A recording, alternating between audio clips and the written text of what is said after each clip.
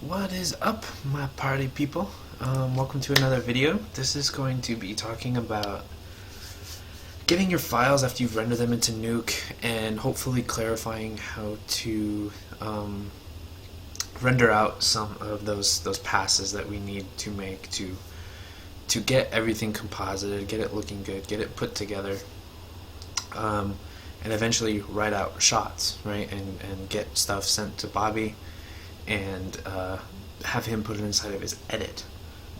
So I've just laid out a couple really quick steps here. And this is going to be a very fast overview. I want to try to keep this video short. It's probably going to run long, but we'll see what we can do in the magical editing bay for keeping it short and sweet. So I'm just going to go ahead and get started with number one, which is opening files inside of Nuke. So when you've started out in Nuke, it should come in completely blank. You'll have your node graph in here, which this is where you bring in your nodes. You'll have your viewer here, which is where you'll see what files you brought in. And then you'll have your properties bin, which is over here on the right side of the screen. By default, I believe this has 10 panels. And so what this is doing is I can, double click on something and it will start to stack panels on top of each other, and I can just go through and I can edit something here, and then I can edit something here and edit here. I personally like to keep it just at one. It keeps me organized and not messy with having 10 or 6 panels on the side here. And so whenever you double click on something, it's going to update your properties bin over here so that you're looking at the correct node. So the first step is, alright, so you've rendered stuff, right? You've hit batch render in Maya and RenderMan, and you've noticed in your script editor it says, hey, rendering's completed. So as soon as you've figured out where that shot directory is, for me, I've just left it in my documents, and it will write out its own special folder. You see here, this says shot 2200, and then it puts some, I don't know what that number is for, but I like to think it's winning lottery numbers, so start to buy some of those and get that stuff taken care of. But what I've been doing, let's see, is rendering out stuff here, like light character only, right? I'm only rendering out, I know that I'm only rendering out a character. And the way I got this was by actually doing a file save as and calling it character only. Just for my own personal workflow. You don't have to do that, but I like to keep stuff pretty neat and organized like that by writing out my own individual files for what the purpose of it is, whether it's a holdout, whether it's lighting only the character, whether it's lighting the background. I kind of do file save as and then name it that stuff. So then there's sort of two ways to get into Nuke. The first is by hitting R for read, and it'll bring in a read file. So whenever you want to bring in an image file, it's called a read file. And you can copy your file path and paste it in here, and then you'll see images or other Nuke scripts that you can bring in. So I'm just going to hit open, and this is one of the assets from set 2 that we have in here, and so that's kind of how I've brought that in. Again, when you double click on it and look in your properties bin, you'll see a frame range. I've only rendered out one frame for this just as a quick test to see what it would look like, and you can see that it says frame 1 goes to frame 1. But if I bring in my other renders that I've created with the other method, the second method, which is the method that I prefer rather than hitting the R key, you can just click and drag your folder and bring it into Nuke. And now you'll notice I brought in 2 read files here. So here's our character read file, a cool guy Stan. This is an older file because you can see on his arm I goofed up the lighting here, and he's got a big awkward line there.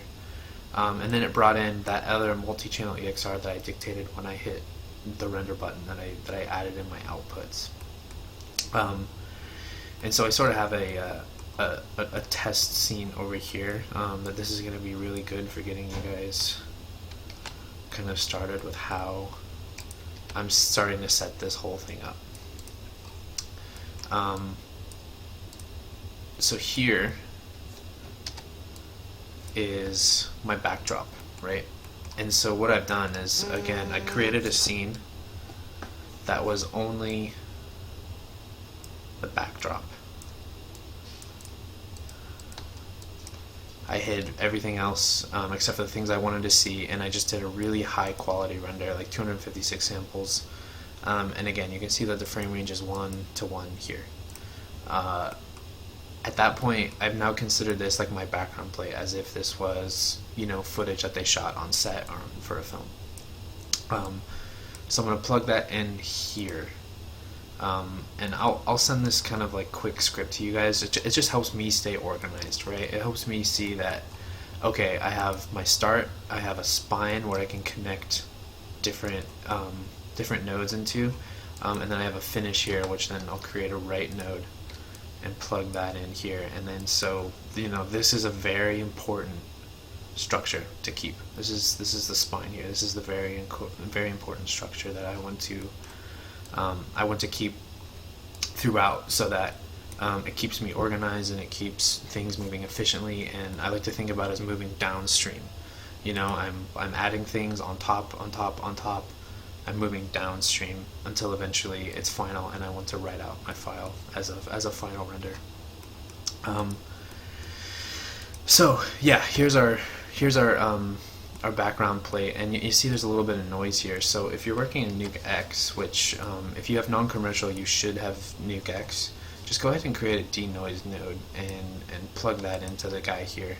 And you'll see that it basically does the same thing as RenderMan's denoise, is it just sort of like softens up and gets rid of like that kind of weird ugly grain. It's not super important, just because we're sort of leaving this untouched for the most part. It's not really being altered in any way. And so now the next step is I want to put something on top of it. You know, I've rendered out this guy here, this stage door, as its own thing, and you notice that there's no background, right? It's just black on top of it. So now I want to put that on top. And so I've created this merge node here, and you can always just create another merge node by hitting M. M for merge is a good way to do it.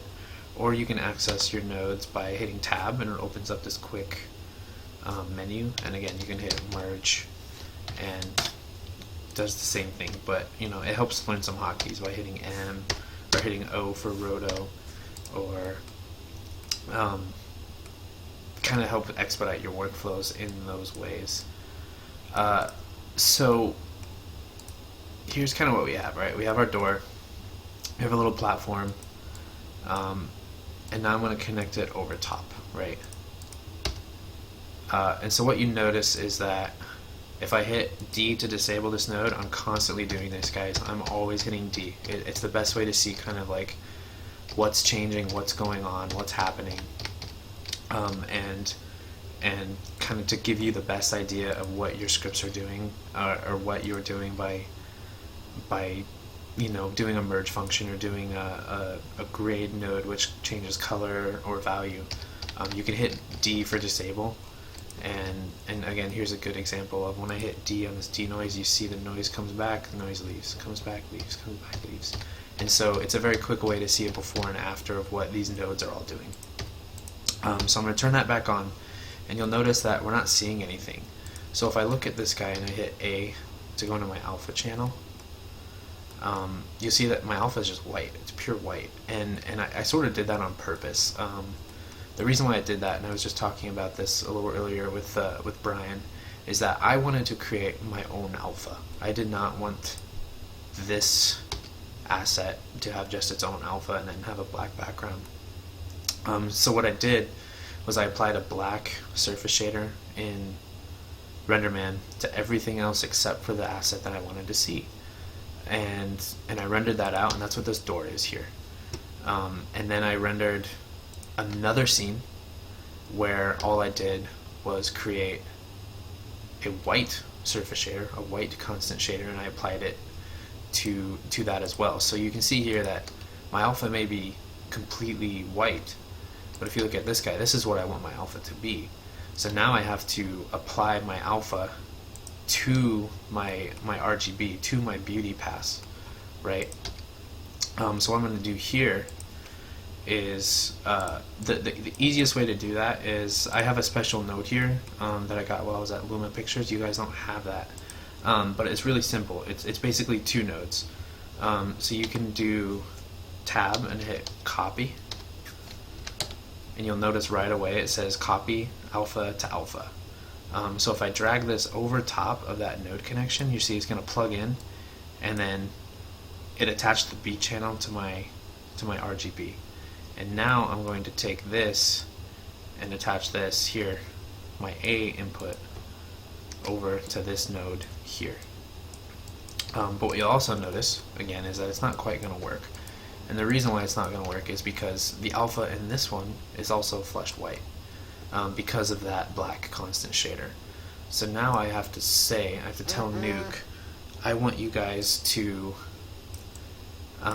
utilize luminance information, black and white, gray values, and create an alpha from that. So here is a great node for that. It's called a keyer node. Again, you can type tab and hit keyer.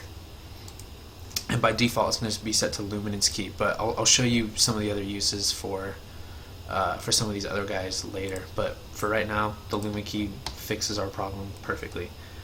So I view the luma key by hitting 1, and whatever I select and I hit 1 is what I can view. So if I select something and hit 1, it'll view. Or I can hit like 2, and now I have 1, 2, 1, 2, 1, 2 saved up like that. So now when I look at this luminance key and I hit A for alpha, you'll notice nothing changes, because now it's taken this black and white information and created an alpha for it. And so now I take this alpha and I copied it over. I've taken this alpha and I've applied it to this full white alpha here. And now when I hit A for alpha, everything is exactly how it should be. Now my alpha has, now my door has the alpha that I need. So now if I go back and look at my merge node, boom, bada bing, bada boom. Now we get to see what's going on.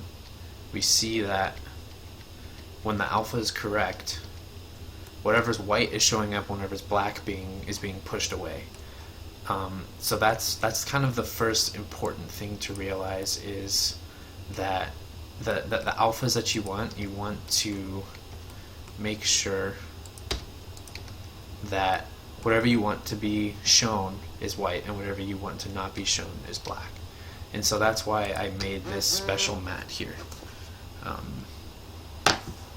And that gives me the direction to go up here and say, oh, okay, well, there are some really quick things that are wrong with this. One is it's still got a little bit of noise. So I'm going to do that exact same thing I did earlier with this denoise node, and I'm going to attach this denoise node to that door.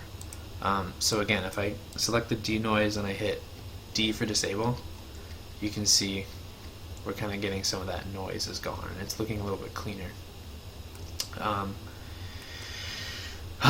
And then now I want to do some things like I want to soften the edges. I want to add a little bit of glow to my lights, right? I want to blur it just slightly. I think the edges are just a little bit too sharp, in my opinion. And this is all just artistic integrity. And so that then goes through, and now you can see we've got just a little bit of warm glow around. And I wish I had a little more time to explain what all these nodes are, but you know, if I did, we'd be here for days. We'd be here for hours and days trying to explain everything. So I really encourage you guys to just experiment. Look through these menus over here. You have every node in Nuke is in these menus over here. I'm just going to tell you guys to avoid furnace for now, and avoid particles, avoid stereo, avoid deep, avoid particles, and then this one's all for geometry such as projections and stuff like that. So basically you can start from here and just move up and just play around, see what they're doing. A lot of them you don't really need. This is kind of, there's a really core set of nodes that makes a big difference. So now that I see this guy on top of my background, I've noticed that I'm getting a little hot here in my exposure. My intensity is a little bit too high. So what I'm going to do is I made this exposure node. Or there are other ways to do this. You can make a color correct node here, and you get things like gamma, gain, contrast, saturation that you can all mess with. You can take a grade node, and again get gain, multiply, offset, gamma, white point, black point, and these all do their own respective things. But what I want to do is I just want to do expose down on these really hot parts here. So I'm going to do that here and just plug that in, drag that right on top, and you'll see kind of what that did is it exposed everything down, and I didn't want to expose everything down. I really liked what's going on over here. I just want to expose down this area here in the middle. So I need to create what's called a mask. Again, a mask is just an alpha. And so you see this like really kind of awkward shape spline that I drew here. I'm going to use this as an alpha. So if I hit A to go to alpha, again, white is what I want to be affected, black is what I want to be left alone. So I'm going to take this alpha here, and you'll notice on a lot of these nodes there's a little there's a little arrow off to the right here, and we're going to plug that in. So now when I go to view my exposure, and I'm stuck in alpha mode here, so I'm going to hit A again to go back to RGBA. You see here now that I've exposed down, I'm hitting D, I've exposed down this area that I don't really want. But I've got this really awkward line. I don't like that line. It doesn't look very good. It's pretty ugly, actually, to be in all fairness. So now I can blur it out. I can, diffuse that line and make it not as harsh. And so again, there's 1,000 ways to skin a cat. I used the defocus node, so you can see here that it just took that line and just spread it out.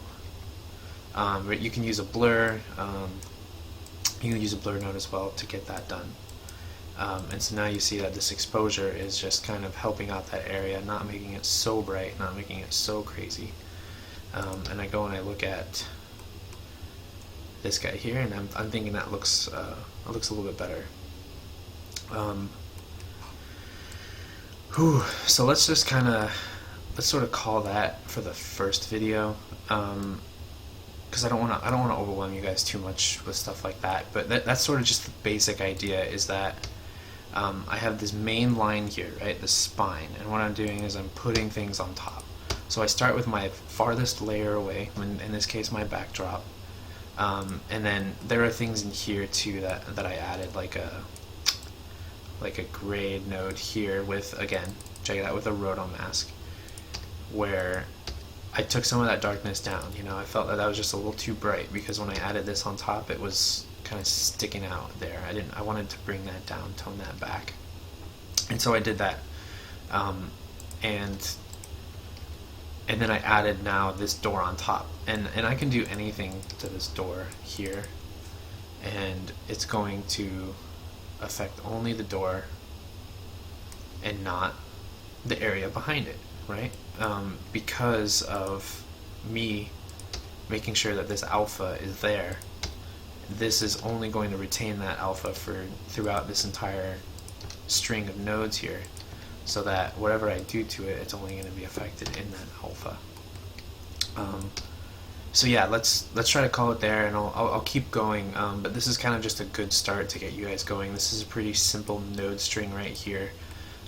This is really good for something along the lines of a simple shot like this, where this guy is dancing around on the tightrope. And so what I did was I rendered just one background frame. I defocused it out, I blurred it out, and then I merged my character and the tightrope right on top of it. And there's still a couple other things that I have going on down here, but that's almost done. That's, I did the exact same processes here, where I rendered this character, but he was rendered without a holdout. He was rendered, if you look at his alpha, his whole alpha is already in there, because what I did was I hid the geometry. I didn't apply that black shader like before. I hid that geometry, and so I get his alpha for free now. But I knew I wasn't gonna have to change much with this guy, so that was okay. And I merged him right on top, right? And so that's kind of one of the ways that these shots are kind of valuable, is they're just super fast. I rendered one background frame, I rendered this sequence, and now I just merge it right on top. So let's call that there. And if there are any questions, you guys just let me know. Let's keep this communication open and inquisitive, and ask questions and experiment and see what you can come up with. Everyone's workflow is differently, but I really want to try to emphasize, this main spine here, this B pipe, if you will, this spine here, and then imagine that like this is an arm that you're just attaching to the spine. This A here, this is just an arm that's being plugged into your spine, and being merged on top. So that's kind of just the quick wrap up, and yeah, let me know if you have any questions, and we'll go from there. Thanks, guys.